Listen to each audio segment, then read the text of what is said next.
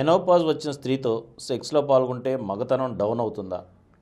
Menopause వచ్చిన స్త్రీతో సెక్స్లో పాల్గొంటే మగతనం డౌన్ అవుతుంది. ఎందుకు అవుతుంది? ఎలా అవుతుంది? మెనోపాజ్ ఏంటి అక్కడ?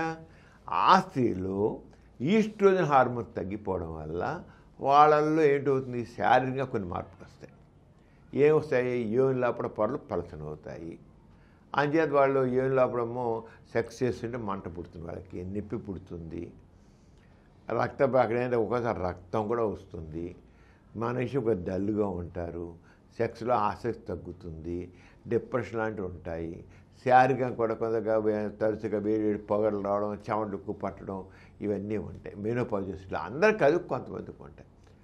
వాళ్ళతో సెక్స్ మగాడికి ఎందుకు? మగాడికి ఏంటి? అది వాళ్ళ శరీరంలో వాళ్ళ ఈస్ట్రోజన్ హార్మోన్ తగ్గబట్టి వచ్చే బాధలు, హార్మోన్ తక్కువ బట్టి మగవాడికి వాళ్ళతో సెక్స్ పలుకుని మగవాడికి ఏం అవుదండి, ఏ రకమైన బాధ రాదు, ఏ రకమైన నష్టం కలగదు. మెనోపాజ్ నిరభ్యంతర సెక్స్ పాల్గొవచ్చు.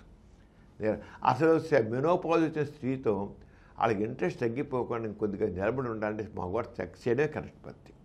వాళ్ళకి సెక్స్ పరంగా ప్రేరణ పొందితే వాళ్ళు ఆ వచ్చే డిప్రెషన్ కూడా తగ్గుతుంది. లేకపోతే చాలా స్త్రీలు డిప్రెషన్కి వెళ్తారు.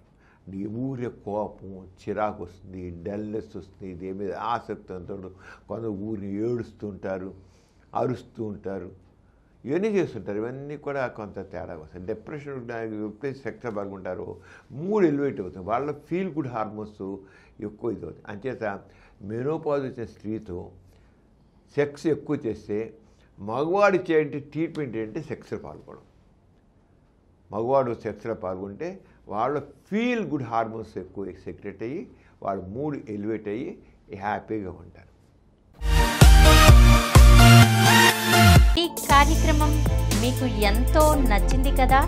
ఇటువంటి మరిన్ని వీడియోల కోసం అనతి కాలంలోనే 20 కోట్లకు పైగా వ్యూస్ సాధించిన సమరం ఛానల్ సమర్పించు సమరం మీకోసం ఛానల్కు సబ్స్క్రైబ్ చేయండి, లైక్ చేయండి, మీ ఫ్రెండ్స్కి షేర్ చేయండి.